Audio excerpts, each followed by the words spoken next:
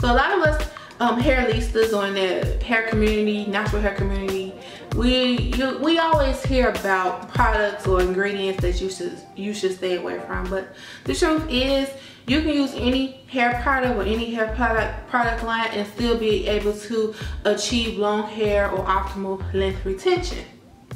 I know I talk about mineral oil and what to use and what not to use here on my channel, and that's with good reason, because sometimes certain products and certain ingredients can cause breakage depending on how you use it or how you incorporate it into your hair regimen. Another question that I get from you guys, you say that you want to try products that are either more natural or products that don't contain some of the ingredients that I just mentioned, and these products aren't readily available to you in your area. Like, you can't really walk into a store and go and purchase these products. I remember talking to a young lady.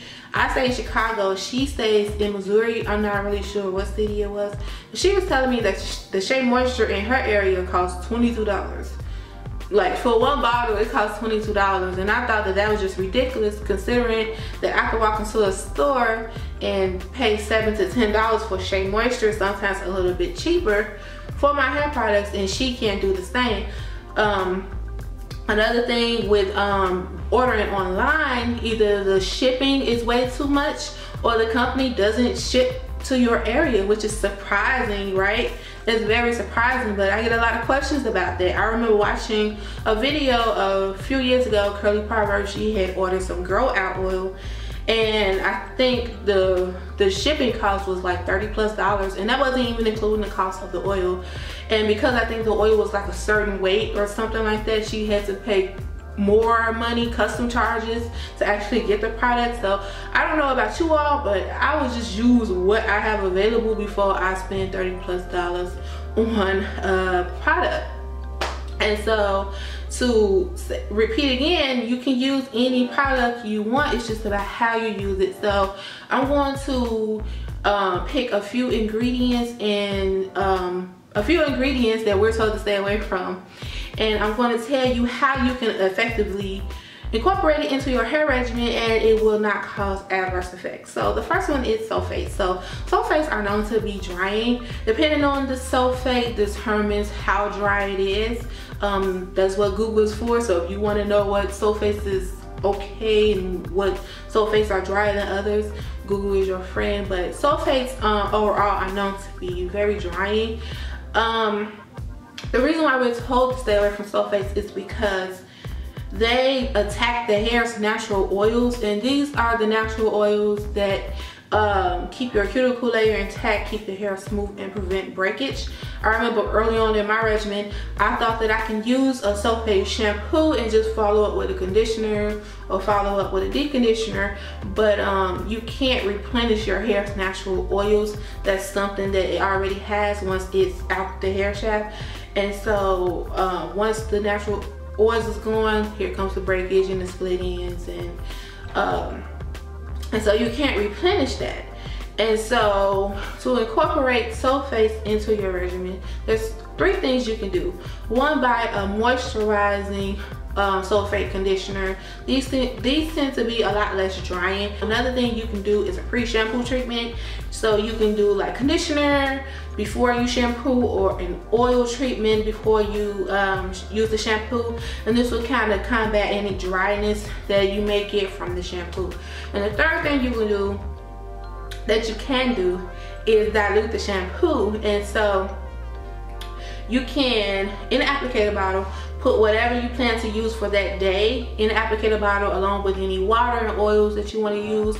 Do not put the oil and waters in the container itself, because it can cause the product to be imbalanced, and it can actually throw off the preservatives and cause the product to go rancid a lot quicker. So the next thing is mineral oil. So mineral oil, petroleum, that's pretty much all in the same category. Mineral oil is a byproduct of petroleum.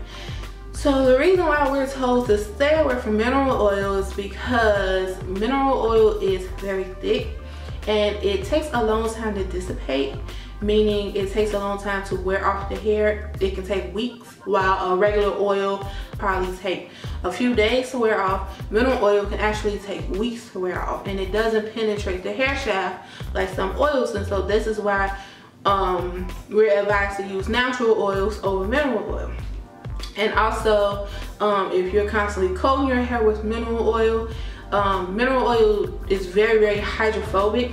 It's almost an absolute moisture barrier, and so that's why we use it if you relax your hair now, or if you previously relaxed your hair. That's why we put mineral oil on our hair, because on our previously relaxed hair, because it provides an almost absolute barrier. And that's the same thing with moisture. With too much mineral oil on the hair and it's not being properly rinsed off, it can prevent remoisturization of your hair, which can cause dryness and eventually breakage. So with mineral oil, if the ingredient is far down in the ingredient list, you should be okay, because it shouldn't be in a concentration so high that it will spread over your hair and prevent moisture from entering your hair shaft. So in that case, it's perfectly fine. But with products that's heavily concentrated in mineral oil, it's like listed number 2 or 3 on the ingredient list, you want to not use that product every single day, because mineral oil, really don't have to use it every day, because mineral oil is a very good sealant, and it's a very, very good anti-humectant. So you don't have to use that product every single day. Also, you want to make sure that you are washing it from your hair properly. So a good sulfate shampoo, moisturizing sulfate shampoo, will help to remove it. Or a sulfate shampoo, or a shampoo that's similar to a sulfate that will help to remove it.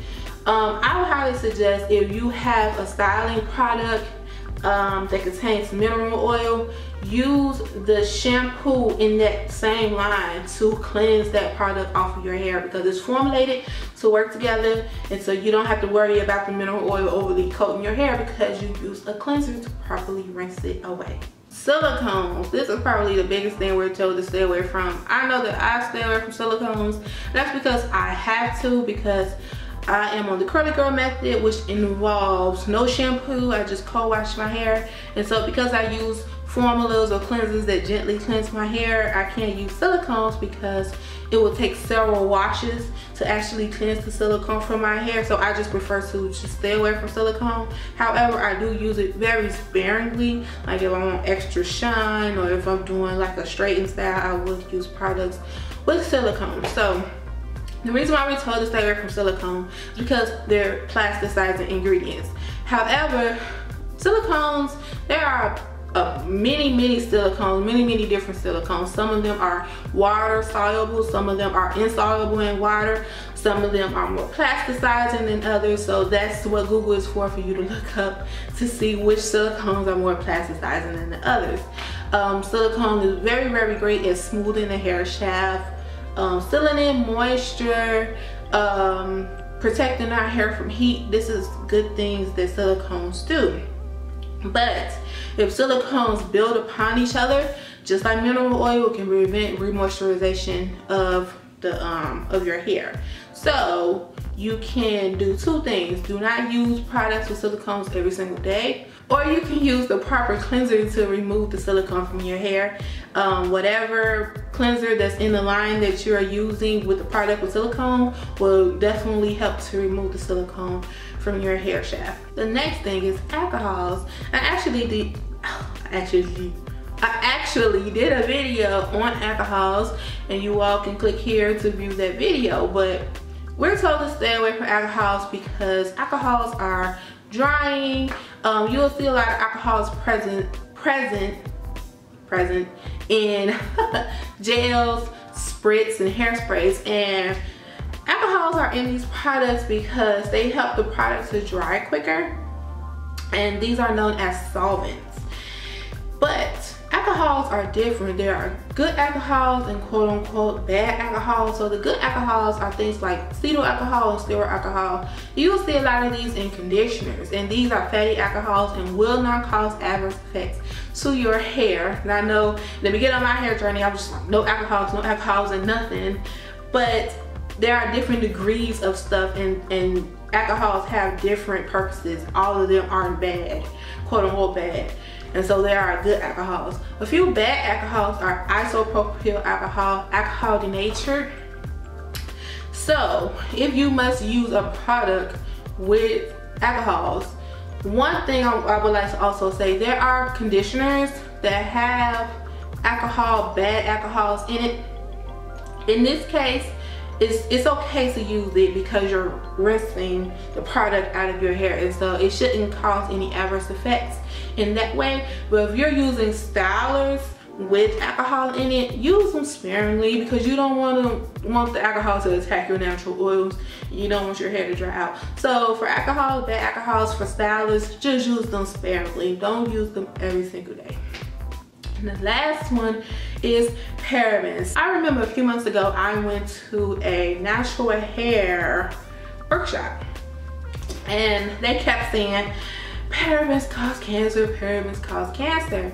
And that's actually not true. That actually hasn't been proven. For what I know, there was a study a little bit over 10 years ago in which scientists or a study group went in to specifically see if parabens were in cancerous tumors, and they did find parabens in the tumors. However, it hasn't been proven that parabens cause cancer, and that study actually caused a media frenzy. You'll see a lot of products that's like paraben free. You'll see some states and countries that's actually outlawed parabens completely, but parabens, correlation with parabens and cancers is not true. It has not been proven, rather. And so I'm not saying that you have the okay to go out and get a paraben filled product. I'm not saying that, but I think we have to be more conscious of other areas in our life in which we're using parabens. Like, we're so adamant about not using parabens in our hair, which is dead, but we're brushing our teeth with parabens, we're slathering parabens on our skin, we're even eating it in our foods. Like, I saw a pair of parabens in Enterman's donuts the other day. And so I feel like if you're going to be adamant about your hair care, you need to be adamant about other ways that you are digesting or ingesting, I think that's how you use the word, parabens into your system. Also, parabens occur naturally in fruits and vegetables. I read that even blueberries and carrots have parabens. I don't think it's the synthetic form of parabens that's created in the labs, but it is parabens. Even in our wine, there's parabens in there too. And so this is just food for thought. And so you're just so adamant about parabens being in your hair care products, just be adamant about it being in other aspects of your life. So that is pretty much it. Hi to all of my new subscribers. To all my old subscribers, thanks for sticking in there, and thank you guys for watching this video. If you have any comments or anything I say in these videos or questions, let me know down below. Don't forget to subscribe and like this video. Talk to y'all later. Bye.